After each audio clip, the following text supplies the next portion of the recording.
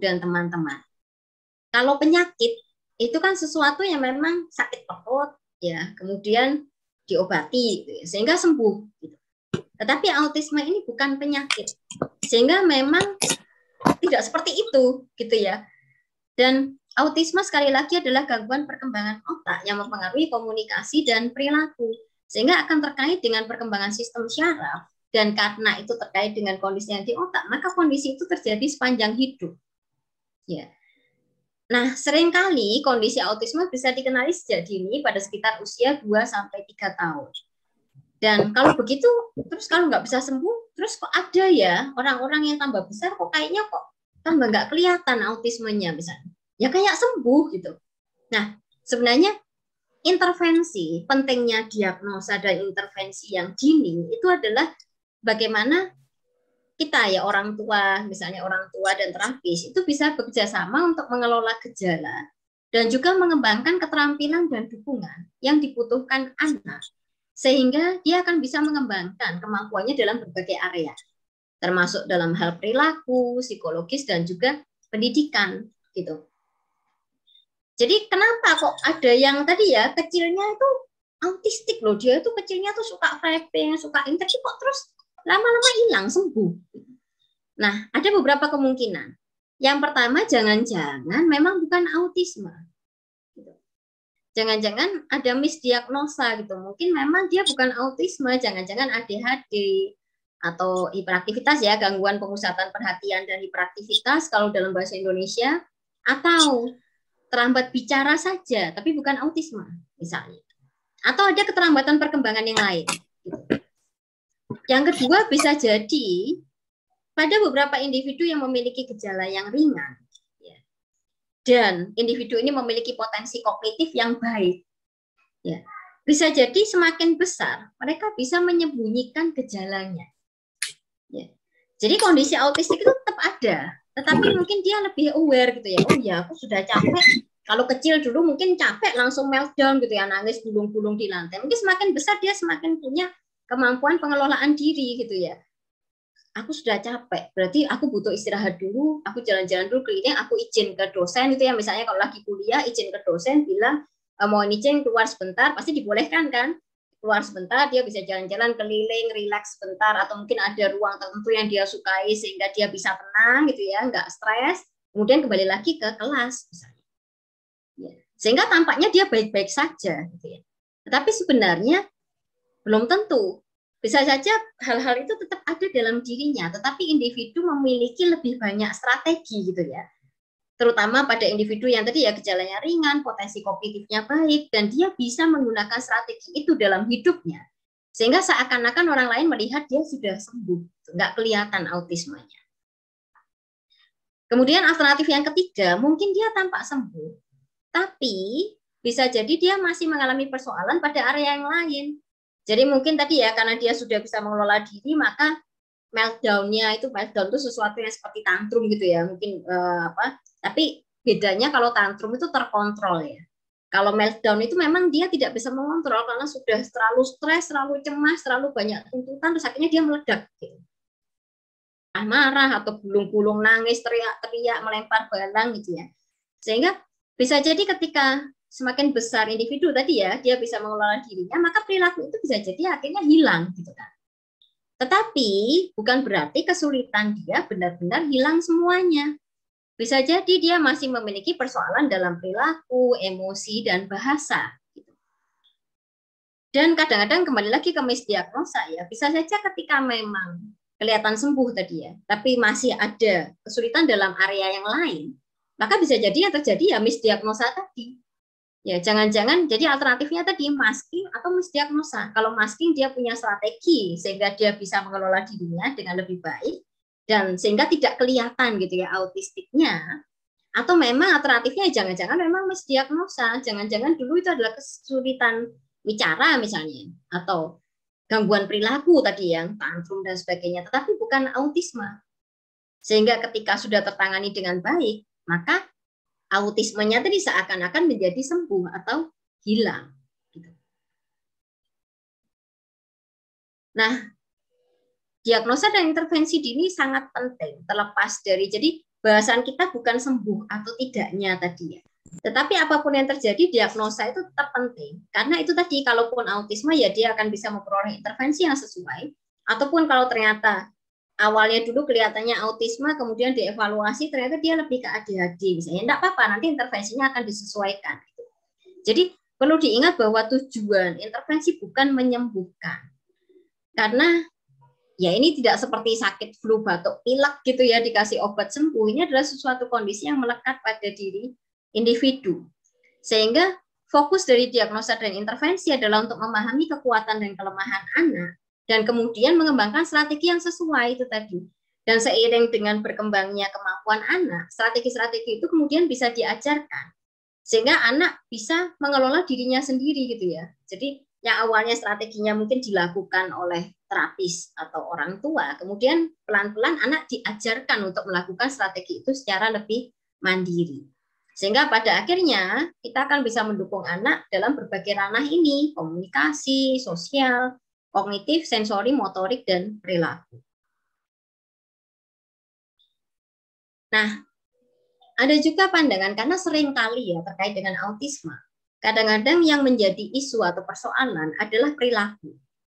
Mungkin beda dengan anak ADHD yang kalau misalnya dalam setting di kelas itu ya, mungkin guru merasa terganggu karena dia jalan sini, jalan sana, muter-muter gitu ya. Tapi pada anak dengan autisme mungkin lebih repot lagi gitu ya, bagi lingkungan rumah atau sekolah, karena ada persoalan perilaku. Ya tadi ya, mendadak nangis gulung-gulung di lantai di sekolah, awalnya sudah oke, masuk kelas, kemudian gurunya memberikan tugas, lah kok mendadak nangis gulung-gulung, jurit-jurit di lantai, sehingga akhirnya kan belajar nggak bisa dilanjutkan. Ya, akhirnya siswa lain juga terganggu, belajarnya stop untuk semua anak, jadi sangat mengganggu gitu. Nah, terkait dengan ini, kadang-kadang persepsinya adalah sepertinya aku sengaja anak ini. Kalau tadi itu kalau pas masuk, itu nggak apa-apa loh, diem. Tapi begitu gurunya mau ngasih LKS, jerit-jerit, sengojo ini. Nah, kadang-kadang gitu kan akhirnya. Ada persepsi-persepsi yang muncul, jangan-jangan anaknya sengaja gitu. Nah, tapi itu adalah sesuatu yang stigma ya, itu tidak benar. Jadi perlu kita ingat bahwa perilaku adalah suatu bentuk komunikasi. Ya. Sama halnya dengan kalau kita kembalikan lagi ya teman-teman yang belajar psikologi perkembangan mungkin akan mengetahui pada anak kecil bayi aja loh. Itu kan belum bisa bicara gitu kan. Ma lapar kan belum ya. Menakutkan malahan ya kayaknya kalau bayinya mendadak bilang ma lapar gitu ya. Tapi gimana dia menunjukkan kalau dia lapar? Mungkin menangis gitu ya.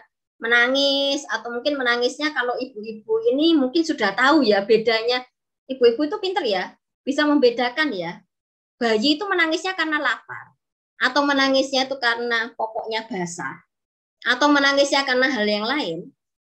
Ibu-ibu ngerti ya biasanya kan, bisa membedakan gitu ya. Nah, itu adalah contoh bahwa perilaku, itu adalah komunikasi. Ya. Nah, pada anak dengan autisme, ingat tadi salah satu gejala utamanya adalah komunikasi dan interaksi sosial gitu kan. Jadi kalau mereka tidak tahu bagaimana cara mengkomunikasikan, Bu, saya capek, ya misalnya setelah istirahat, gitu ya, setelah istirahat, kemudian masuk kelas, dia masih oke, tiba-tiba kemudian dikasih tugas, tiba-tiba dia nangis, gulung-gulung, teriak-teriak, dilempar semuanya, temannya didorong-dorong gitu ya. Jangan-jangan dia mengkomunikasikan bahwa, Bu, aku sudah capek, aku butuh istirahat dulu. Memang tadi sudah istirahat, tapi saya pengen tempat yang tenang. Karena kalau istirahat di SD itu bisa dibayangkan ya, istirahat bel kan keluar semua gitu kan, kebayang ya. Sehingga kadang-kadang mungkin dia perlu istirahat dengan gayanya dia sendiri gitu ya, mungkin waktu yang tenang, di tempat yang tenang, tidak banyak orang, sehingga dia bisa rileks gitu ya. Sehingga kadang-kadang anak sulit untuk menyampaikan apa yang mereka inginkan atau mereka butuhkan, sehingga yang mereka tampilkan adalah perilakunya. Ya. Dan untuk itu, pengasuh orang tua dan terapis perlu benar-benar memikirkan kira-kira apa ya yang terjadi pada anak ini. Kira-kira kenapa kok dia itu selalu tantrumnya tadi ya, meltdown-nya itu pada saat itu, ketika pelajaran itu di kelas yang itu misalnya. Gitu. Nah ini kadang-kadang stigma juga ya. Kadang-kadang kalau di Indonesia terus munculnya, oh itu ada penunggunya itu di kelas yang situ. Kadang-kadang munculnya jadi begitu gitu kan. Tapi sebenarnya ketika kita bicara tentang perilaku, maka kita perlu untuk menganalisa sebenarnya, ya, aspek-aspek apa saja yang mempengaruhi perilaku, yang kemudian kita akan bisa memperoleh insight gitu ya, atau informasi kira-kira apa sih yang ingin disampaikan anak ini, gitu. Nah, pada anak-anak dengan autisme seringkali perilaku ini adalah terkait dengan stres. Ya. Jadi kalau kita bicara ke karakteristik tadi ya, anak dengan autisme itu memiliki kesulitan sensori, mereka memiliki kecemasan yang cukup tinggi biasanya, mereka tidak paham tentang aturan-aturan kalau di kelas itu harus begini begitu, itu harus diajari karena mereka tidak paham informasi yang sifatnya nonverbal. Ya. Dan di kelas pun sebenarnya tidak ada kan yang mengajari, nak, nanti kalau di kelas kamu duduknya di sini, duduknya itu yang tenang. Nanti kalau bu guru lagi ngomong, kamu harus diem ya. Itu kadang-kadang kan tidak diajarkan secara eksplisit ya.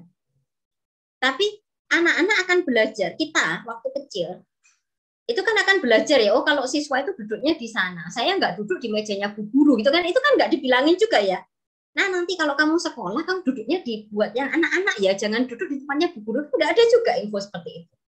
Ya sehingga bisa dibayangkan ada banyak sekali ya kebingungan-kebingungan yang mungkin dialami anak. Dan mereka juga tadi ya menginterpretasi situasi secara literal. Oh bu guru melirik, teman-teman diam, tapi dia tidak bisa mengkaitkan apa hubungannya lirikan guru dengan diam itu tadi gitu. Ya. Kemudian bisa jadi mereka juga kurang paham tentang konsep waktu, jam gitu ya, berapa lama sebentar. Kalau gurunya bilang, ayo silakan istirahat 15 menit, mungkin dia tidak akan paham 15 menit itu seperti apa. Karena sekali lagi waktu itu sesuatu yang abstrak ya. Kemudian ada perubahan rutin juga itu seringkali akan menimbulkan stres, kecemasan. Mereka juga bisa cemas ketika mereka tidak tahu apa yang akan terjadi setelahnya. Jadi kalau ada perubahan-perubahan yang mendadak itu seringkali juga akan menimbulkan stres. Kesulitan komunikasi juga akan menimbulkan stres. Jadi bayangkan ya kalau memang dia mau bilang kalau saya capek tapi nggak bisa bilangnya. Gitu. Sehingga yang muncul adalah yang tadi stres bucketnya jadi penuh ya akhirnya meltdown tadi meledak. Ya. Sehingga dinamika ini yang perlu kita ingat dan kita pahami. Dan tentunya pada setiap anak kondisi dan pemicunya itu akan berbeda. Karena sekali lagi balik ke tadi ya, aspek sensorinya, aspek kognitifnya antara anak yang satu dengan yang lain akan berbeda juga. Nah, perilaku adalah komunikasi. Seringkali ketika ada persoalan perilaku, sebenarnya ada yang akan dikomunikasikan oleh anak. Dan kadang-kadang komunikasinya terkait saya cemas, saya capek, saya butuh bantuan, saya tidak merasa aman, misalnya. Atau aku nggak tahu apa yang harus aku lakukan. Jadi kalau kita tadi ya kembali lagi kenapa terkait dengan stigma, penting untuk edukasi dan yang kedua berempati. Coba dibayangkan kalau Bapak Ibu teman-teman berada dalam situasi ya di mana teman-teman kayak itu tadi ya sudah capek, sudah lelah tapi nggak mungkin bilang, saya nggak ngerti mau bilang ke siapa gitu. Nanti kalau bilang ke teman nanti dikira ih kamu ini kurang motivasi ini kamu lembek deh gitu misalnya. Nanti kalau aku bilang ke sana dibilang, bayangkan bagaimana perasaan kalian. Ya, mungkin suatu saat meledak juga kan. Ya kan? Sehingga inilah yang seringkali terjadi pada anak-anak pada dengan autisme. Sehingga mereka tidak sengaja berperilaku negatif. Karena itu adalah sudah penuh tadi ya, ember yang stres bucketnya tadi sudah penuh. Sehingga meledaklah gitu. Dan strategi yang bisa digunakan adalah menggunakan visual. Jadi salah satu kekuatan anak-anak dengan autisme adalah mereka pembelajar visual. Jadi banyak pendekatan terapi yang terbukti efektif gitu ya. Itu adalah dengan menggunakan bantuan visual. Jadi diajari. Dan dalam proses itu kita mengajarkan pada anak bahwa ini ya saya bisa, dan ini juga bisa dijadikan untuk komunikasi dengan anak, dengan terapis, dengan guru gitu, bahwa misalnya ini biasanya visual board ini dibuat berdasarkan karakteristik anak. Jadi yang kanan ini misalnya adalah saya bisa overload karena apa? Misalnya karena suara, karena terlalu banyak orang, maka itu bisa menambah stres saya, atau kurang informasi dan sebagainya. Otomatis isi poin-poinnya ini bisa beda antara anak yang satu dengan anak yang lain gitu. Jadi meskipun kita punya template seperti ini, tapi nanti dalam proses terapi dan proses pembelajaran itu harus dipilih secara individual. Jadi si A, tabel yang ini ya, saya bisa stres karena apa, itu bisa beda dengan si B. Sesuai dengan karakteristik masing-masing. Dan kemudian selain kita mengajarkan apa saja sih, jadi dari pengamatan gitu ya, bisa disusun seperti ini, sehingga ini bisa membantu anak untuk berkomunikasi ke gurunya. Bu, ini terlalu orang, dia bisa menunjuk gambar ini ya, misalnya orangnya terlalu banyak, saya tidak bisa, ini terlalu banyak, terlalu saya harus keluar dari ruang ini. Dia bisa menyampaikan itu dengan menunjuk gambarnya misalkan, atau memberikan, bisa diberi gitu ya strategi-strategi tertentu yang diajarkan pada anak, sehingga meskipun dia tidak bisa mengatakan secara lisan, tapi dia punya cara untuk komunikasi. Dan kemudian proses terapi bisa mengajarkan strategi. Kemudian kalau dalam situasi itu terlalu banyak orang, dia sudah cemas, apa yang bisa dilakukan? Misalnya jalan-jalan tadi ya, atau minum, atau menggambar apa-apa, ini tentunya sesuai juga dengan karakteristik anak. Gitu. Nah, kemudian pertanyaan selanjutnya, benar enggak sih individu dengan autisme itu kan kayaknya gitu ya, sibuk dengan dunianya sendiri, kemudian mungkin juga kalau anak-anak lain pulang sekolah itu ini ya cerita ke ibunya, cerita ke kakaknya, aku tadi kalau ini kan enggak ya, dia kayak diem-diem aja. Apa dia nggak sayang ya dengan keluarganya gitu. Kadang-kadang mungkin muncul pertanyaan seperti itu gitu. Nah, sebenarnya mereka ini tetap memiliki afeksi dan mereka bisa mengembangkan kedekatan, kelekatan dan rasa percaya pada orang lain, termasuk pada orang-orang di luar keluarganya, seperti terapis dan guru. Tapi anak-anak dengan autisme sekali lagi karena mereka punya kekasan tadi ya, dalam hal komunikasi, interaksi sosial, dan perilaku, sehingga mereka bisa jadi menunjukkan afeksinya dengan cara yang berbeda. Beberapa waktu yang lalu saya mengikuti webinar dengan Ibu Joan, jadi CEO dari Autism Association of Western Australia, yang setiap tahun biasanya mereka tetap update materi gitu ya, tidak hanya untuk tim, tapi juga untuk masyarakat Indonesia gitu. Apalagi dengan webinar ini yang bisa diakses dari mana saja, oleh siapa saja gitu ya. Nah, ada satu contoh yang dijelaskan adalah ada seorang klien mereka di sekolah, gitu ya, usia SD. Nah, suatu waktu setelah ada seorang guru dari anak ini, jadi misalnya si A, gitu ya, si A ini sekolah di sebuah SD inklusif. Gitu. Nah, guru si A itu perempuan, kebetulan baru masuk lagi setelah beberapa hari absen karena suaminya meninggal. Ya, jadi ada anak si A, dia siswa autistik di sekolah inklusif. Ya, gurunya, si bu gurunya ini beberapa hari tidak masuk sekolah karena suaminya meninggal. Nah, pada hari pertama gurunya masuk, si anak ini mendekati gurunya dan langsung ini kayak guyoni gitu loh, apa namanya ya, menceritakan cerita-cerita yang menurut anak ini lucu. Nah, itu dipandang aneh gitu ya di sekolahnya, oleh gurunya, oleh teman-teman sekelasnya, karena kan situasinya itu kayak gurunya masih baru masuk, kemudian masih kelihatan sedih, tiba-tiba anak ini tuh kayak guyon gitu ya di kelas, sehingga akhirnya kan tampak nggak sesuai ya secara norma, kebayang enggak? Jadi situasinya mungkin masih sedih, yang lain masih bilang ya ini ya masih cerita-cerita tentang meninggalnya, tiba-tiba anak ini tuh memberikan cerita-cerita lucu gitu, yang sebenarnya sangat tidak sesuai dengan situasi. Ya. Kemudian ditanya pada anak itu, kenapa kok kamu cerita itu kan nggak sesuai gitu ya, karena si gurunya ini masih sedih, masih ini kenapa kok kamu guyoni gitu, yang mungkin jadi kasar gitu kesannya ya. Jadi tidak menghargai bahwa itu situasinya itu sedih gitu di kelas itu. Ternyata kata anak ini adalah, ya kan bu guru sedih, saya ingin menghibur dia.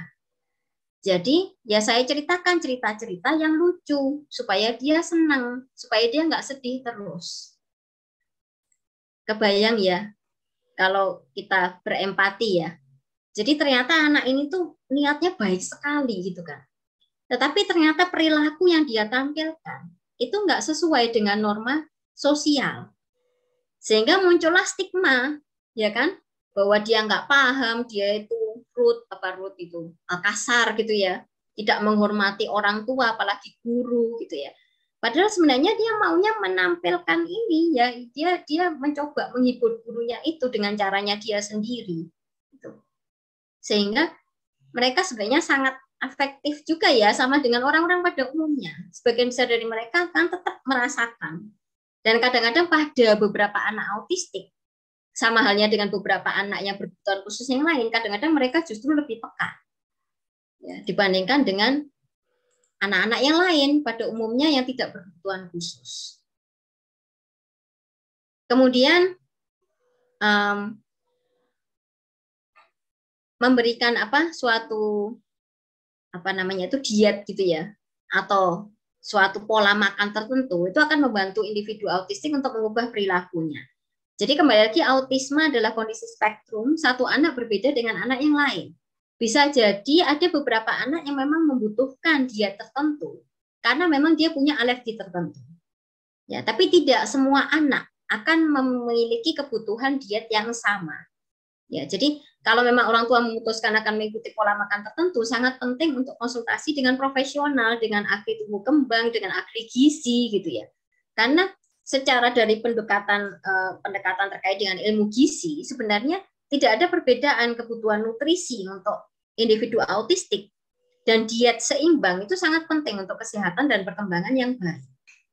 Tetapi memang individu autistik bisa memiliki kepekaan yang tinggi, gitu, yang lebih tinggi terhadap cahaya, sentuhan, suara, dan rasa, sehingga kadang-kadang mereka memang mungkin pilih-pilih makanan gitu. Ya, sehingga ini beberapa pertimbangan diet secara umum yang mungkin perlu diperhatikan. Yang pertama adalah mereka perlu rutinitas. Ya, rutinitas di sekitar waktu makan. Jadi mungkin ada beberapa anak yang mungkin perlu tempat duduk khusus atau tempat duduknya sendiri, atau nggak mau bareng dengan yang lain, atau harus bersama dengan keluarga, itu bagaimana. Kemudian ada kepekaan-kepekaan tertentu yang bisa mempengaruhi makan. Beberapa anak mungkin memang mengalami gangguan khusus sehingga perlu suatu diet tertentu. Tapi sekali lagi tidak pada semua anak, tidak bisa dipukul rata. Ada beberapa anak yang akan hipersensitif pada makanan tertentu. Ada beberapa anak yang mungkin akan memilih jenis-jenis makanan tertentu saja untuk dimakan.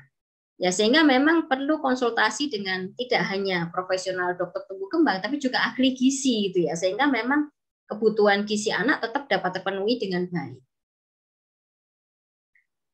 Nah, ada juga stigma bahwa kondisi autisme itu ada miripnya gitu ya dengan kondisi gangguan mental atau schizofren. Nah, ada juga anggapan bahwa nanti kalau besar ya berarti dia jadi schizofrenia. Nah, itu belum tentu ya Bapak Ibu dan teman-teman. Dan autisme itu berbeda dengan gangguan kesehatan mental. Jadi autisme bukan gangguan psikologis, bukan gangguan kesehatan mental. Tetapi karena berbagai tantangan tadi ya, tantangan, kesulitan, kemudian adanya stigma dan sebagainya, bisa menimbulkan persoalan-persoalan psikologis ya pada individu autistik. Gitu. Jadi seperti misalnya stres, kecemasan, depresi, dan beberapa individu autistik juga memiliki kesulitan yang lain ya, tadi ya misalnya double diagnosa seperti ADHD. Gitu. Tetapi autisme bukanlah gangguan mental. Individu autistik tidak bisa belajar apalagi kuliah. Nah, ini juga salah. Jadi salah satu fokus dari intervensi dini adalah membantu individu untuk mengembangkan berbagai keterampilan untuk menunjang proses belajarnya. Ya. Dan sudah ada individu autistik yang belajar sampai ke perguruan tinggi di Indonesia juga sudah ada Bapak Ibu. Ya. Dan bahkan menjadi ahli di bidangnya. Kalau di luar negeri misalnya Temple Grandin itu ya, yang kita tahu memang beliau sampai ke dokter profesor dalam bidang yang memang sesuai dengan apa yang dia minati. Gitu. Oleh karena itu, keluarga dan sekolah dan pihak terkait, misalnya terapis, perlu bekerja sama, berkolaborasi untuk merancang strategi belajar yang sesuai dengan anak, dengan mempertimbangkan potensi dan kelemahan atau keterbatasan yang mereka miliki ini tadi, dengan mempertimbangkan berbagai aspek ini tadi, bisa dirancang seperti apa strategi pembelajaran yang akan sesuai bagi anak. Ya. Nah, individu autistik ya juga punya kekuatan atau kelebihan. Di antara berbagai tantangan yang mereka alami itu tadi ya, karena adanya perbedaan dalam proses kognitif dan juga sensori, Tetapi anak-anak dengan autisme atau individu autistik ini memiliki potensi kekuatan di dalam mereka itu sangat rutin, dan rutinitas dan prediktabilitasnya ini yang sangat tinggi. Jadi misalnya pada individu autistik yang dewasa, mereka biasanya memiliki keahlian dalam bidang-bidang yang memang memerlukan rutinitas, yang sangat rutin, dan juga atensi pada detailnya baik juga. Seringkali anak dengan autisme atau individu autistik juga memiliki memori yang kuat, dan mereka pemrosesan informasi secara visualnya biasanya juga baik. Kemudian mereka tadi ketika mereka punya minat pada sesuatu bidang, biasanya itu akan sangat intens, sangat fokus, sehingga itu bisa menjadi bidang kelebihan mereka juga. Ada cukup banyak anak dengan autisme baik di dalam maupun di luar negeri yang mungkin suka menggambar gitu misalnya.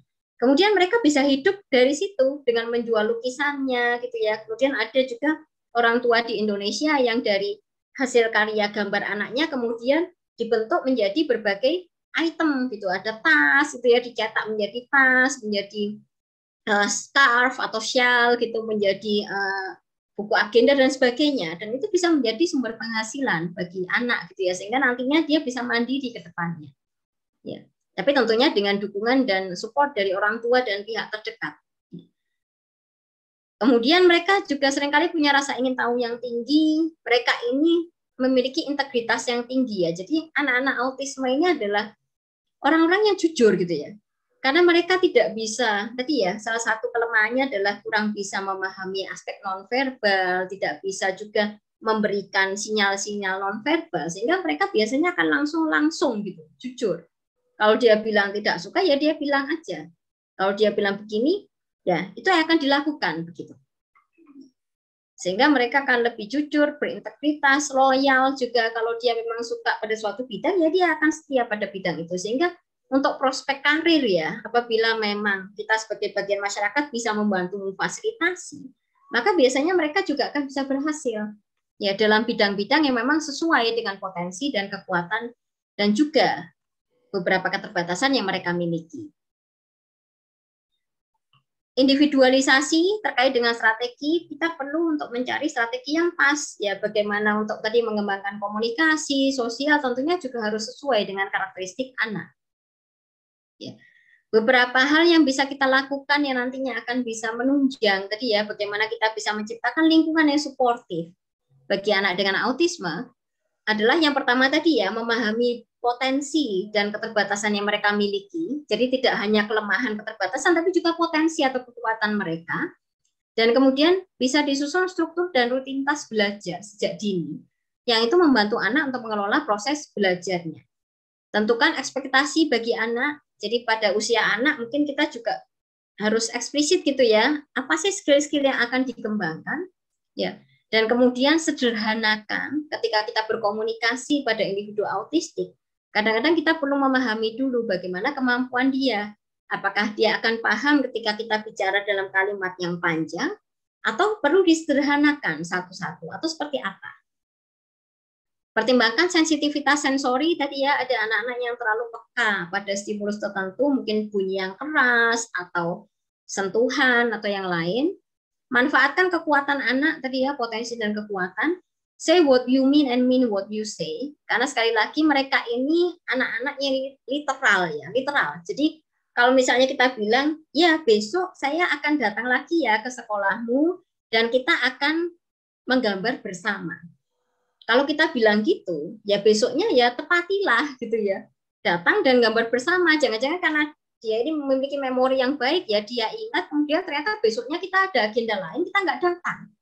Kemudian dia jadi marah-marah di sekolah.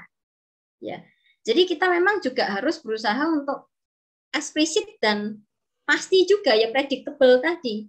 Jangan sampai nggak pasti. Besok kalau saya sempat saya datang ya, kalau enggak nanti saya nggak datang. Itu terlalu sulit bagi anak dengan autisme, karena memang kalau bisa ya bilanglah bisa, kalau enggak ya enggak. Kemudian ingatlah untuk mengatakan pada anak apa yang seharusnya dilakukan, bukan apa yang tidak boleh dilakukan. Sekali lagi karena pemahaman mereka literal. Mereka tidak paham dengan bahasa nonverbal. Jadi misalnya kalau ada anak yang marah melempar barang, terus dibilang, ya ayo lempar, ya beneran dilempar. Itu yang salah yang memberikan respon instruksi apa anaknya? Ya wes lemparin semuanya, lemparin, ya dilempar semua sama anaknya kan, bener kan? Mau disuruh lempar, ya dilempar. Sehingga kita juga sebagai pengasuh, orang tua, terapis dan pihak-pihak lain ya, pendidik, guru, tentunya kita juga harus strateginya tidak hanya untuk anak, tapi juga ke kita, gitu ya. Bagaimana kita akan memberikan respon yang sesuai bagi anak, sehingga tidak semakin membingungkan dia, gitu kan? Sehingga kita juga bisa membantu untuk tumbuh kembangnya dengan optimal. Gunakan motivator, reinforcement atau reward sesuai kesukaan anak. Beri waktu yang cukup untuk memproses informasi, karena tadi ya ada kesulitan terkait dengan pemrosesan kognitif, sehingga bisa jadi mereka akan butuh waktu untuk mencerna informasi. Ya, sekali lagi sesuai dengan kemampuan anak ya. Kadang-kadang ada anak yang tidak memiliki problem dalam memahami informasi karena mungkin kemampuan berbahasanya cukup baik. Tapi ada juga anak-anak yang memang mereka membutuhkan waktu untuk memproses informasi. Jadi kalau misalnya kita berikan informasi, kemudian kok dia nggak langsung jawab, ya kita tunggu dulu. Ya, kita berikan dia waktu dulu untuk mencerna. Kalau memang dia tidak paham, maka mungkin kita sederhanakan apa yang kita sampaikan. Ya, atau mungkin menggunakan strategi yang lain tadi dengan didukung alat bantu visual misalnya sehingga dia lebih paham gitu ya. Dan yang terakhir pesan yang utama terkait dengan bagaimana kita menyediakan lingkungan yang aman gitu ya, yang nyaman bagi anak-anak dengan autisme adalah berbaik hatilah. Jadi kita tadi sudah mencoba memahami ya itu loh, ternyata susah ya kalau kita berempati. Kita menempatkan diri kita dalam posisi dia, itu bukanlah sesuatu yang mudah. Ya, dengan segala keterbatasan tadi, dia mau bilang begini, dia tidak bisa mengatakan itu, maka itu mungkin sesuatu yang sangat membuat stres. Sehingga kita perlu ingat dinamika itu dan berbaik hati. Ya.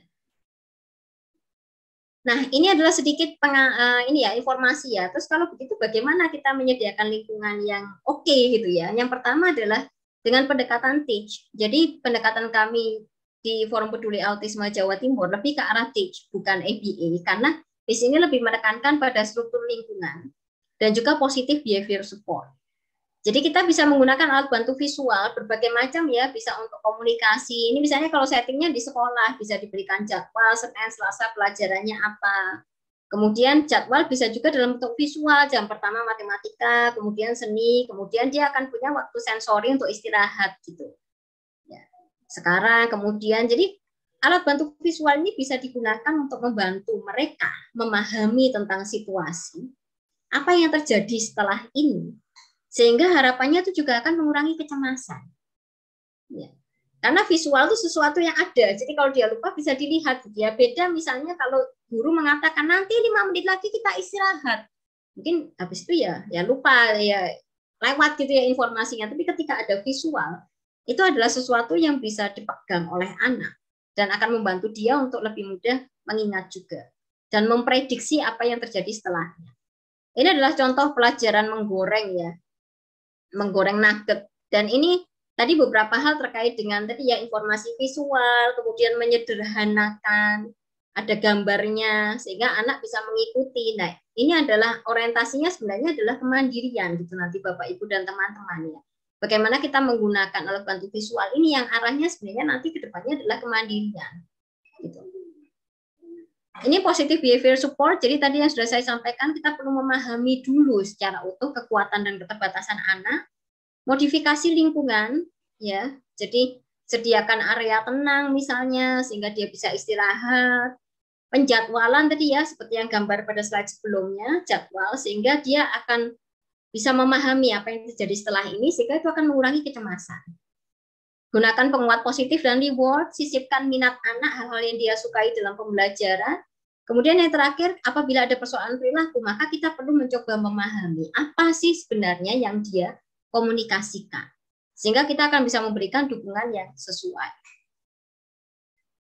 Dan terakhir, terkait dengan optimalisasi perkembangan dan pendidikan, kalau memang anak tidak bisa belajar dengan cara kita mengajar, maka kitalah yang harus menyesuaikan cara untuk mengajar mereka dengan cara mereka belajar. Ya, jadi cara mengajarnya yang harus disesuaikan dengan cara siswa belajar. Nah, ini beberapa referensi dan mungkin ini ya sumber bahan yang bisa digunakan dari Facebook Forum Peduli Autisme Jatim, dan ada juga YouTube yang tadi saya sebutkan di awal, ada beberapa rekaman webinar sebelumnya yang bisa disimak juga Bapak Ibu dan teman-teman. Dan mungkin sekian dari saya, terima kasih atas perhatian dan atensinya, saya kembalikan kepada MC. Terima kasih, selamat sore. Baik, terima kasih banyak atas materi yang telah dipaparkan oleh Bu Pram. Sejujurnya bagi saya pribadi yang masih sering stigma, yang masih sering saya dengar itu yaitu Bu, tentang kalau autisme itu penyakit. Gitu. Dan seringkali juga mereka masih berpikiran kalau autisme itu salah satunya adalah gangguan mental. Jadi dikira wah ini pasti nanti bakal jadi orang skizofrenia seperti itu, jadi masih sering saya dengar dari situ.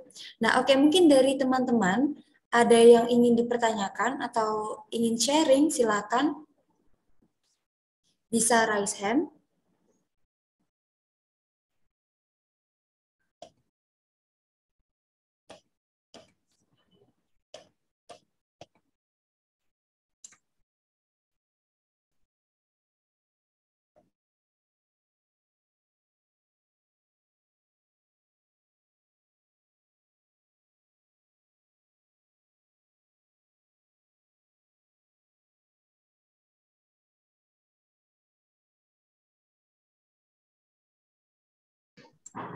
Oke, mungkin sambil mungkin sambil menunggu teman-teman yang lain, mungkin ada masih berpikir-pikir nih, masih ingat-ingat mau tanya apa ya. Nah, Bu, apakah sebenarnya individu dengan autisme itu dapat memiliki komorbid pada gangguan yang lain ya, Bu?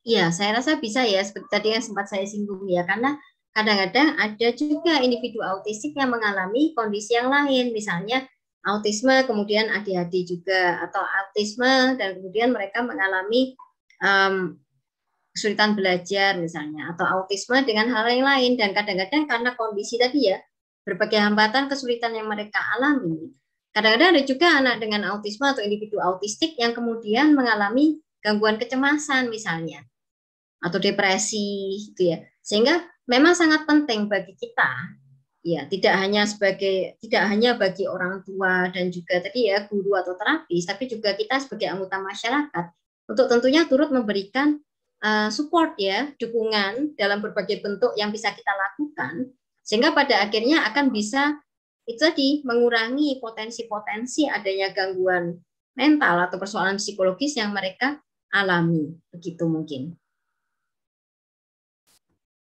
Oke, mungkin ini ya Bu, kan kadang itu ada yang kita berjumpa mungkin saudara kita yang ya memang setiap hari tidak berinteraksi. Lalu misalkan ada suatu kesempatan kita berinteraksi, nah sebaiknya kita itu bagaimana ya Bu cara bersikapnya?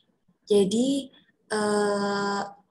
ya cara memperlakukan lebih cara memperlakukan mereka apa dengan basic kita nggak tahu sama sekali, maksudnya kita belum pernah berinteraksi dengan anak ASD sebelumnya seperti itu. Ya, kalau misalnya tergantung ketemunya mungkin ya seperti apa ya. Kalau misalnya kita ketemu dalam situasi sosial yang kita juga tidak tahu dia siapa, misalnya mungkin yang perlu kita tampilkan ya ini aja, tidak memberikan respon yang negatif gitu ya. Misalnya ketika kita ketemunya waktu jalan-jalan di mall, kemudian mungkin teman-teman sudah pernah belajar tentang autisme atau ada kenalan ya saudara atau tetangga yang autistik sehingga sudah tahu gitu ya kira-kira oh kayaknya anak itu Pak autistik ya. Tapi kalau memang itu terjadi situasi umum ya sudah kan ya kita tetap beraktivitas seperti biasa aja.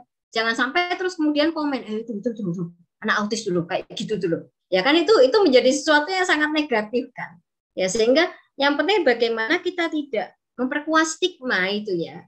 Dan di satu sisi yang lain apabila memang kita berinteraksi dalam situasi misalnya apakah di kampus atau di sekolah, misalnya ketika teman-teman magang misalkan, atau ketika dalam situasi yang lain yang memang perlu berinteraksi secara lebih. Kalau tadi mungkin cuma ketemu lewat gitu ya. Kalau memang ketika bertemu berinteraksi dengan lebih intens, mungkin yang perlu kita pahami yaitu tadi ya, kita perlu paham dulu tentang apa itu autisme. Kalau memang individunya sudah dewasa atau mahasiswa misalnya, tidak apa-apa, bisa saja kita ini ya sama-sama seperti ketika teman-teman berinteraksi dengan teman baru gitu kan, ditanya aja misalkan interaksi biasa dulu pertamanya, kemudian dalam proses interaksi kita bisa melihat kan bagaimana kira-kira pola komunikasi yang enak dengan dia ya. Jadi ya kurang lebih mungkin sama dengan ketika teman-teman berinteraksi dengan teman-teman yang lain, tetapi tetap kita perlu memahami itu tadi bahwa mungkin ada hal-hal yang bisa menjadi kesulitan bagi dia. Sehingga kita juga tadi loh berbaik hati. Kalau misalnya dia menyampaikan sesuatu kita nggak paham, ya jangan langsung ditinggal gitu kan. Kita tanyakan lagi, iya tadi bagaimana ya maksudnya misalkan. Atau ketika kita menyampaikan sesuatu dia tidak paham, nah itu kan apa yang akan kita lakukan yang kira-kira itu tetap positif gitu intinya ya. Dan tidak merendahkan gitu. Mungkin ke sana sih arahnya. Oke, berarti kita memberikan kesan positif gitu ya, intinya. Nah, oke, ini sudah ada pertanyaan dari Kak Fadila. Assalamualaikum Bu, maaf izin bertanya, apakah autis termasuk Down syndrome dan apakah ada tanda fisik secara khusus yang dapat kita ketahui jika seorang tersebut terdiagnosa autis? Terima kasih. Mungkin Kak Fadila mau on mic, silahkan untuk memperjelas atau mungkin langsung bisa dijawab oleh Bu Pram. Ya, terima kasih Fadila, Kak Fadila atau Bu Fadila. Jadi begini, apakah autis termasuk Down syndrome? Jadi dua itu, autisme dan Down syndrome itu adalah kondisi yang berbeda. Ya, jadi secara diagnostik juga berbeda, karakteristiknya juga berbeda. Kalau kondisi Down syndrome memang ada suatu kondisi dalam genetik ya, ada kromosom yang berbeda, sehingga pada akhirnya itu menimbulkan suatu kondisi kebutuhan khusus ya.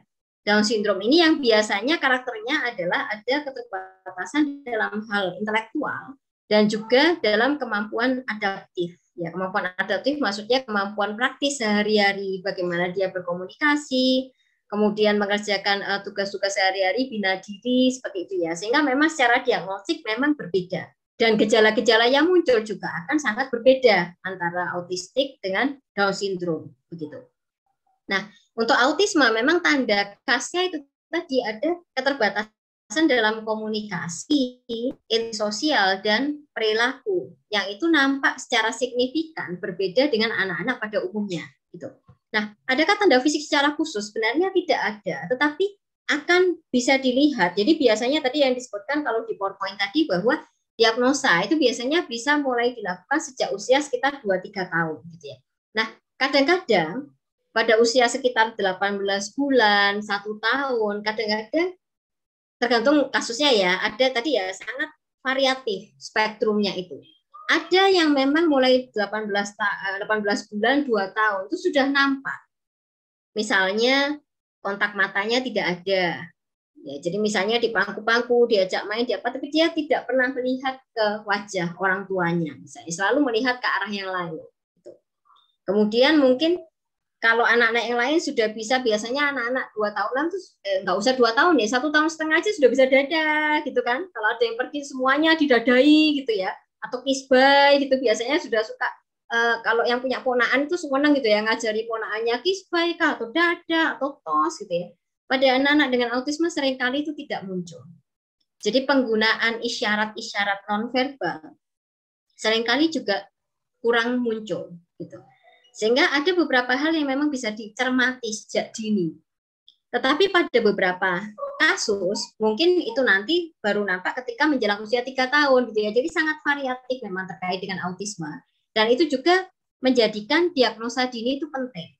Jadi misalnya teman-teman nanti misalnya dalam keluarga gitu ya, atau misalnya di masyarakat, kalau misalnya melihat ada indikasi-indikasi seperti itu, belum tentu autisme, tapi bisa jadi lebih baik tetap dikonsulkan ke dokter tumbuh kembang, ya, sehingga atau ke puskesmas gitu ya, biasanya ada layanan untuk cek tumbuh kembang anak. sehingga bisa diketahui apakah itu masih oke, gitu ya, itu masih sesuai dengan perkembangannya, hanya saja mungkin perlu distimulasi lagi, atau memang ada indikasi suatu gangguan, ya, apakah autisme atau yang lain, gitu ya, keterlambatan bicara atau hal-hal lain, yang itu tentunya ketika bisa kita diagnosa sejak dini, maka akan bisa segera diintervensi juga, sehingga peluang untuk mengoptimalkan tumbuh kembangnya akan lebih banyak. Mungkin begitu ya dari saya, Mbak Dini dan Mbak Fadila. Baik, mungkin dari saya kembalikan lagi ke Mbak Fadila, mungkin masih ada yang mau ditanyakan atau sudah cukup jelas?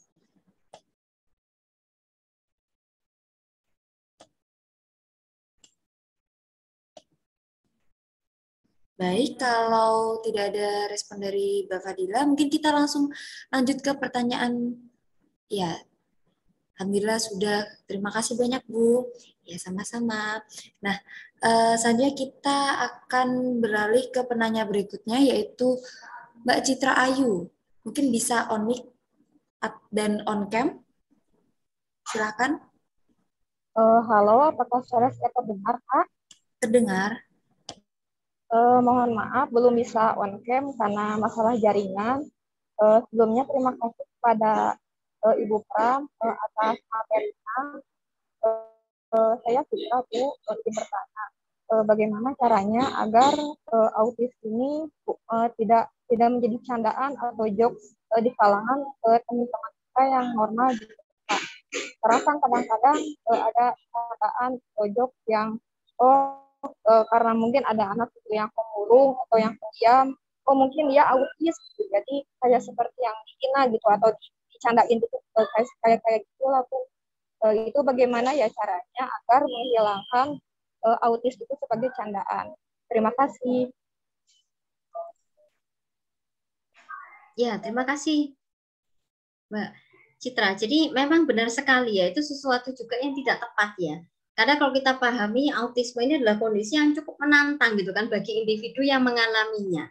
Sehingga istilah autisme juga perlu untuk itu ya dikembalikan lagi bahwa autisme adalah suatu kondisi yang bahwa mereka juga memiliki banyak tantangan dan sebagainya. Sehingga memang sangat benar sekali. Kita juga tidak bisa menggunakan itu sebagai candaan. Dan memang kalau itu terjadi ya tentunya itu tadi ya kepada kita peran kita sebagai anggota masyarakat apabila memang itu dalam lingkup misalnya hubungan pertemanan ya mungkin bisa ditegur aja jangan begitu loh, coba cari video-video misalnya kita bisa menggunakan video anak dengan autisme misalnya untuk menunjukkan pada teman-teman yang mungkin suka menggunakan istilah itu untuk coba dong lihat video ini loh kayak gini loh anak dengan autisme itu. Jadi ini bukan sesuatu yang sepele ya, bukan sesuatu yang mudah sehingga kita perlu menghargai dan menghormati mereka juga. Ya, mungkin seperti itu ya. Jadi tapi memang itu tidak bisa instan kan. Pasti akan perlu ya tadi ya bagaimana melakukan edukasi dan sebagainya dan kadang-kadang kalau yang saya tangkap itu kadang-kadang tren-trenan juga ya kalau di Indonesia. Ada masanya sangat tren gitu kan untuk menyebut yang suka APA terus disebut autis, yang suka menyendiri disebut autis, tapi kadang-kadang itu agak hilang gitu kan. Ya, jadi bagaimana ketika memang tren itu sudah muncul yaitu bisa kita langsung berikan feedback dengan cara yang sesuai dengan konteksnya gitu ya. Dan mungkin juga bisa dengan teman-teman misalnya mahasiswa dengan membuat artikel atau dituliskan di blog-blog atau website gitu ya untuk terus-menerus menggaungkan bahwa ini bukanlah sesuatu yang sepele dan bisa dijadikan candaan karena ini adalah kondisi yang cukup menantang gitu ya, tidak hanya bagi individunya tapi juga mungkin bagi keluarga. Ya, seperti itu sehingga kalau mungkin kita bayangkan ya, kalau ada keluarga yang mendengar candaan itu mungkin dia juga akan sakit hati gitu kan. Karena ya dengan berbagai tantangan yang ada gitu ya, kemudian loh kok itu kayak gampang aja dibuat candaan, nggak gitu loh sebenarnya gitu. Sehingga itu yang mungkin pelan-pelan bisa kita bangun bersama juga ya. Sama halnya dengan tadi ya, dengan break stigma itu tadi, bagaimana kita juga bisa mengurangi hal itu secara perlahan-lahan. Mungkin begitu Mbak Dini. Oke, berarti mungkin kita sebagai mahasiswa nih ada kewajiban juga ya Bu untuk menyebarkan kalau autis ini bukan hal candaan loh, ini adalah hal yang penting gitu. Oke, mungkin dari Mbak Citra sendiri Bagaimana? Ada yang masih kurang jelas? Terima kasih, Bu. Oke, mungkin tadi ada yang raise hand, tapi sekarang sudah diturunkan. Kak Feni ya tadi kalau nggak salah, mungkin mau masih ada yang mau ditanyakan? Oh ya, kita mungkin ke Mbak Adela dulu. Silakan, bisa on mic dan on cam.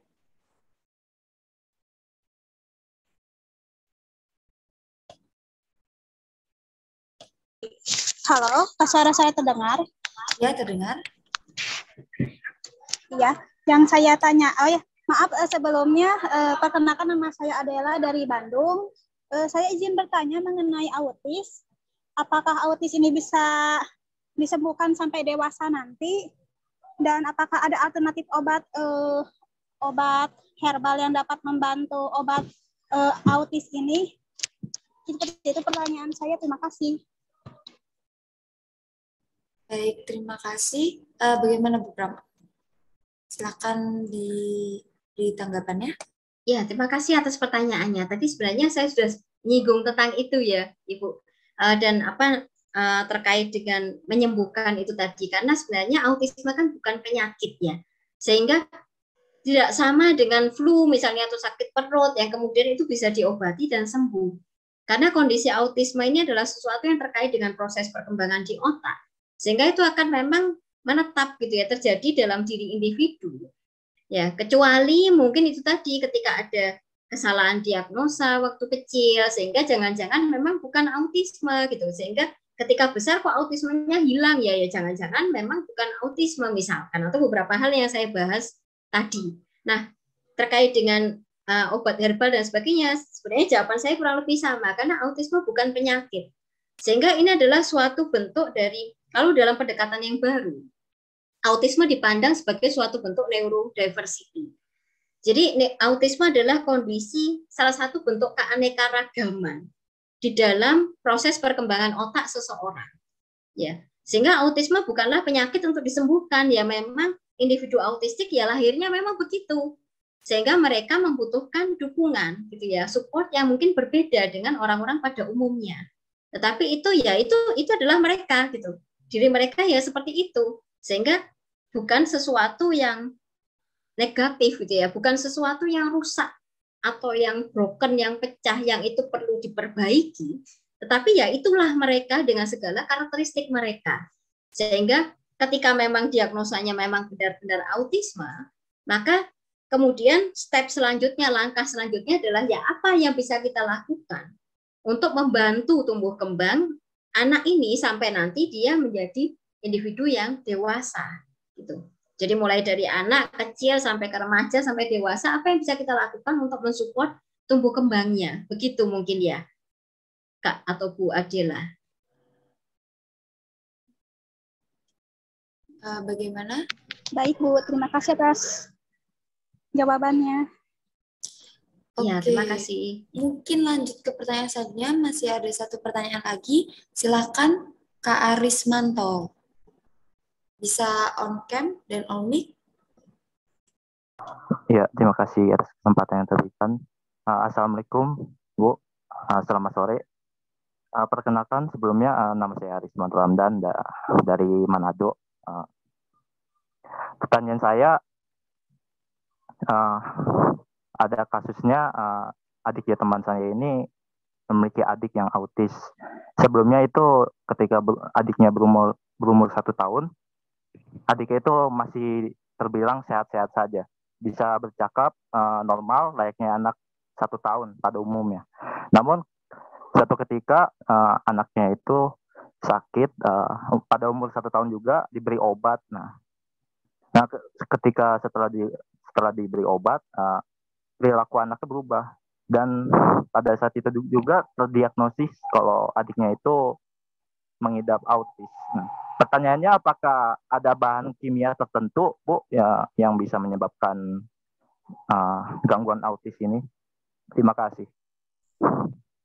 Ya, terima kasih pertanyaannya. Ya, ini jauh dari Manado ya. Wah, luar biasa sekali ini pesertanya dari mana-mana tampaknya ya. Jadi jadi seperti yang tadi sudah sempat saya singgung juga bahwa sampai saat ini memang belum ada rumusan yang pasti ya secara internasional. Masih terus diteliti, tetapi belum ada rumusan yang pasti. Kira-kira apa sih kombinasi yang itu kemudian menjadikan seseorang mengalami autisme? Tapi memang dalam beberapa kasus ada beberapa kondisi di mana memang anak ini terlahirnya itu seperti normal gitu ya. Bisa bicara, bisa ini, bisa itu ketika tapi kemudian pada usia sekitar 2-3 tahun atau tadi seperti yang diceritakan usia sekitar 1 tahun ada sesuatu yang terjadi dan kemudian menjadi hilang gitu. Perkembangan yang sebelumnya yang sudah dikuasai itu menjadi hilang. Dan memang ada kondisi-kondisi seperti itu. Ya.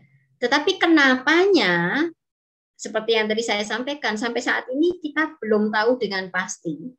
Ya. Ada asumsi-asumsi, tapi asumsi itu kan belum tentu terbukti kebenarannya.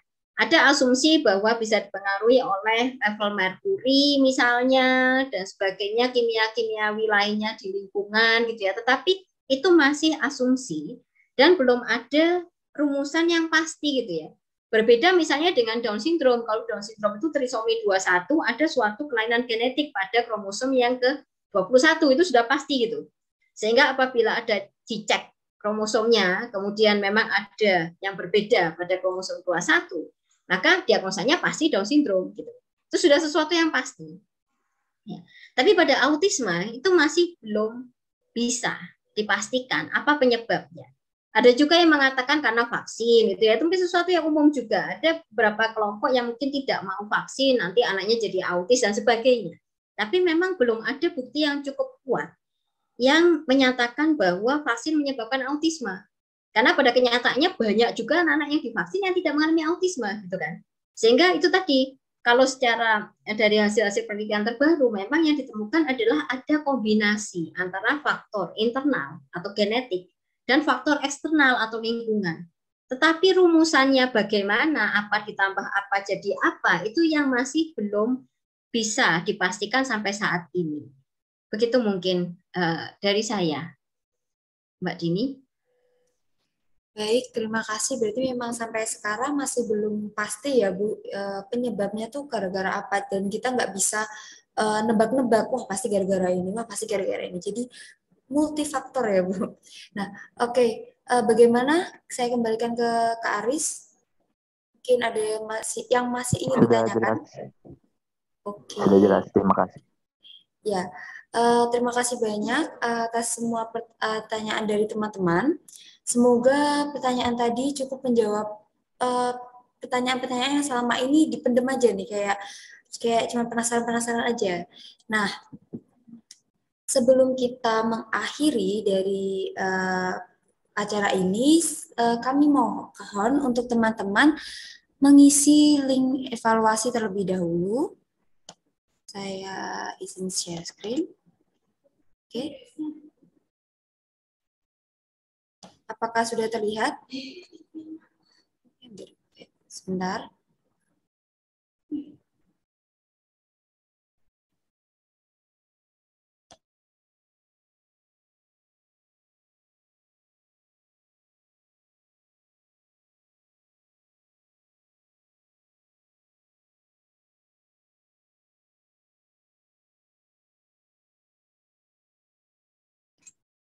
Iya, silakan teman-teman untuk mengisi link evaluasi terlebih dahulu.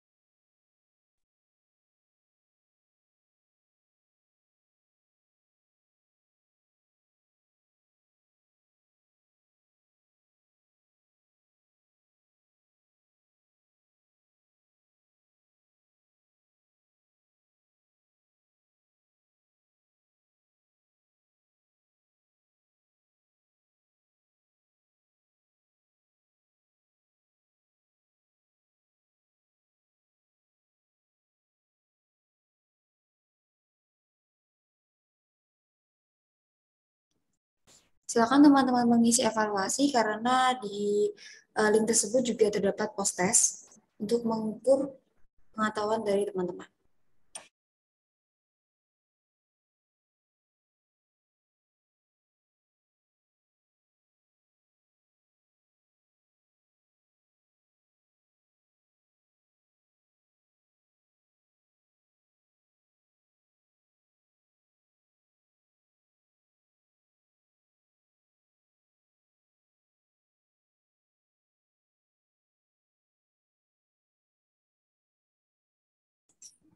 Oke, mungkin sambil menunggu nih Bu, menunggu teman-teman mengisi evaluasi. Sebenarnya salah satu yang membuat Bu Pram tertarik menggeluti tentang autis ini apa Ibu? Kalau boleh share? Ya, sebenarnya kalau dari saya sih memang karena bidang minat saya ya. Jadi background saya di S1 sebenarnya psikologi klinis, tapi kemudian untuk S2 dan S3 memang ke arah psikologi pendidikan. Sehingga dengan latar belakang itu kemudian memang saya berfokus di bidang bagaimana fasilitasi gitu ya, pendidikan terkait bagi individu berkebutuhan khusus gitu. Dan salah satunya adalah autisme. Karena kenapa autisme? Karena autisme adalah suatu kondisi yang mungkin cukup menantang ya. Dan di Indonesia juga masih belum banyak dipahami. Mungkin beda dengan tunanetra atau disabilitas penglihatan atau tunarungu yang sudah pasti gitu ya, ada SLBA, SLBB, sudah cukup banyak juga mungkin orang-orang sudah paham, dan itu adalah kondisi disabilitas yang mungkin tampak gitu ya. Sehingga ketika ada individu tadi seperti yang disampaikan teman-teman, apa ya yang bisa kita lakukan ketika kita berinteraksi misalnya. Kalau kita punya teman yang disabilitas penglihatan, pasti tidak mungkin kan kita nyodorkan buku gitu ya. Ini loh ada buku baru bacaan, kan tidak mungkin ya. Pasti hampir semua orang pasti sudah tahu. Tapi dengan autisme, kondisinya rasanya masih belum seperti itu ya. Masih banyak yang belum benar-benar paham apa itu autisme. Sehingga banyak, terutama di Indonesia, banyak pendekatan-pendekatan yang kemudian digunakan. Itu yang lebih seperti memaksa anak untuk berubah. Sehingga sesuai dengan harapan sosial. Jadi kalau yang lain bisa duduk tenang, bisa ikuti pelajaran, enggak pakai rewel, enggak pakai ini itu gitu ya. Kenapa kok dia tidak bisa? Sehingga akhirnya diajarkan dipaksa harus duduk. Ada beberapa pusat terapi di Indonesia yang saya harap sekarang mungkin sudah semakin berkurang ya.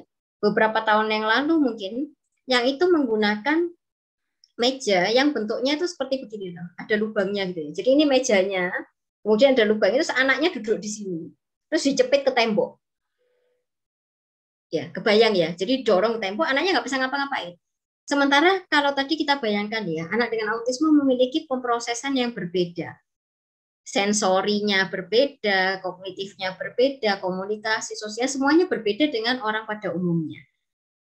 Kira-kira stres nggak? Kalau dia dipepet gitu ya, harus ayo lihat sini, lihat terapis, dimaksa untuk melihat terapisnya. Apakah itu sesuatu yang nyaman? Ada pusat-pusat terapi yang masih menggunakan pendekatan seperti itu, yang memaksa anak untuk berubah gitu ya, sesuai dengan harapan kita, tanpa benar-benar memahami apa yang mereka rasakan. Dan bahwa pada anak dengan autisme mereka sebenarnya tidak bisa mengontrol itu. Jadi dia merasa tidak nyaman kalau pakai baju tertentu, itu kan bukan karena dia ya. Karena bawaannya dari lahirnya, kulitnya ya tidak tahu kenapa memang berbeda gitu. Ya.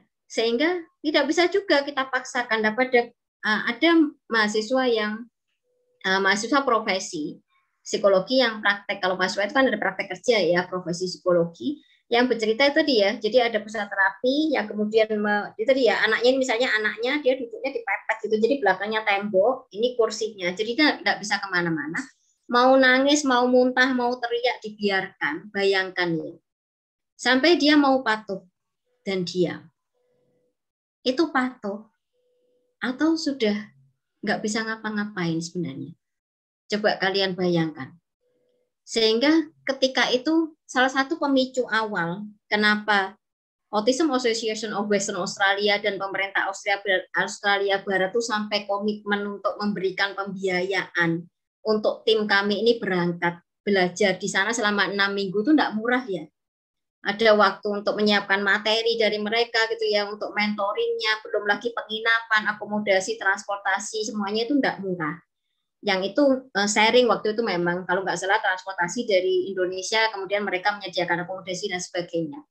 Waktu itu Bu Joan, CEO dari Autism Association of Western Australia, sebagai salah satu bagian dari kunjungan ke Jawa Timur, beliau berkunjung ke beberapa pusat terapi. Dan beliau itu menangis waktu itu, melihat perlakuan kita kepada anak-anak penyandang autisme. Sehingga itu sampai mereka begitu komitnya diberikan biaya sampai sekarang pun sebelum pandemi mereka datang ke sini dan masih terus memberikan pelatihan langsung oleh merekanya ini. Ya, jadi sampai Bu CEO-nya ini turun sendiri. CEO itu sudah direktur yang paling tinggi ya. Dan sebegitunya perhatian mereka pada kita gitu ya. Masa kita sebagai anggota masyarakat di Indonesia sendiri tidak bisa meluangkan waktu dan upaya untuk belajar tentang itu gitu. Jadi itu mungkin satu hal yang sangat menggerakkan tidak hanya saya ya, tapi juga teman-teman di tim Forum Peduli Autisme Jawa Timur. Gitu mungkin, Pak. Oke, memang berarti sebenarnya faktornya itu adalah kurang pengetahuan ya Bu, kurang pengetahuan orang-orang terkait autis ini. Mereka masih nganggap kalau anak autis ini aneh gitu, kayak nakal seperti itu. Padahal mereka memang berbeda ya bicara meresponnya, cara berpikirnya, cara menangkap instruksi itu pun juga berbeda dengan yang lain. Karena memang tadi ada gangguannya di otak, jadi bukan di itu kesehatan mentalnya ya Bu. Oke. Uh, Silakan teman-teman mengisi evaluasi dan mungkin ini bisa dilanjut di rumahnya. Maksudnya tidak perlu saat ini, bisa nanti agak waktu senggang. Oke, sekali lagi saya ucapkan terima kasih banyak untuk Bu Pram sebagai pembicara. Sekali lagi saya juga ucapkan terima kasih kepada teman-teman karena sudah mengikuti webinar pada siang hari ini. Nah, selain itu saya juga mengucapkan mohon maaf karena tadi sempat mengalami kendala teknis. Nah, tapi sebelum mengakhiri acara akan ada sesi foto sehingga diharapkan bagi teman-teman untuk segera menyalakan kamera.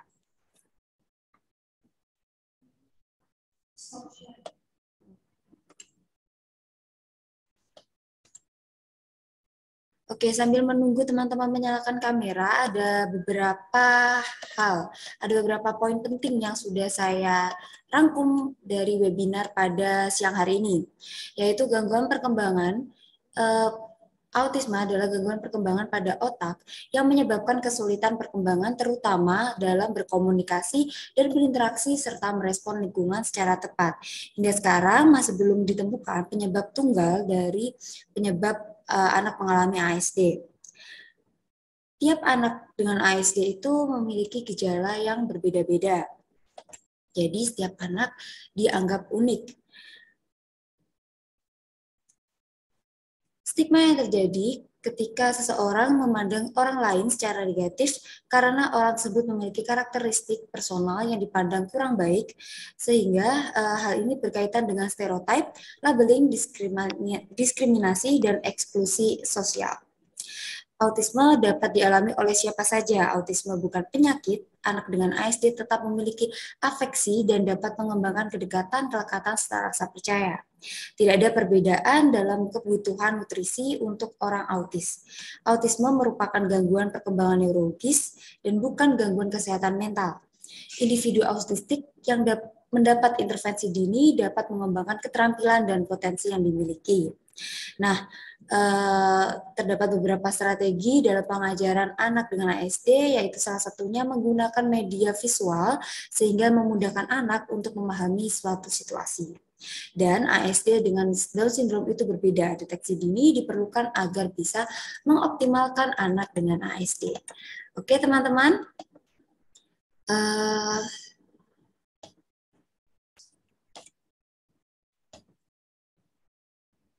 Mungkin bagaimana untuk dokumentasi sudah Sudah siap ya?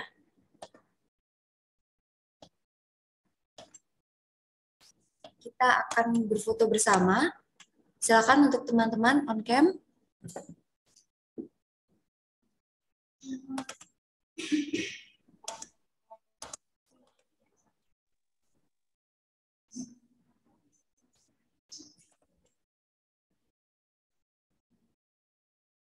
Udah?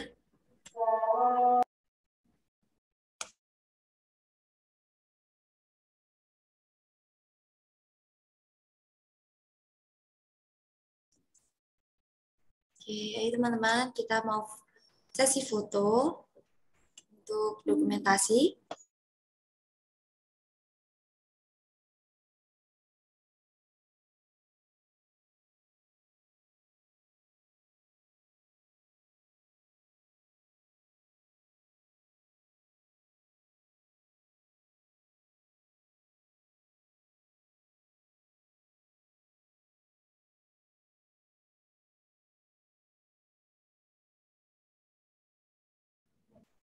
Oke, teman-teman bisa bergaya, bebas, bisa formal. 1, 2, 3. Terima kasih. Ya, terima kasih semuanya. Oke, kita sudah di penghujung acara.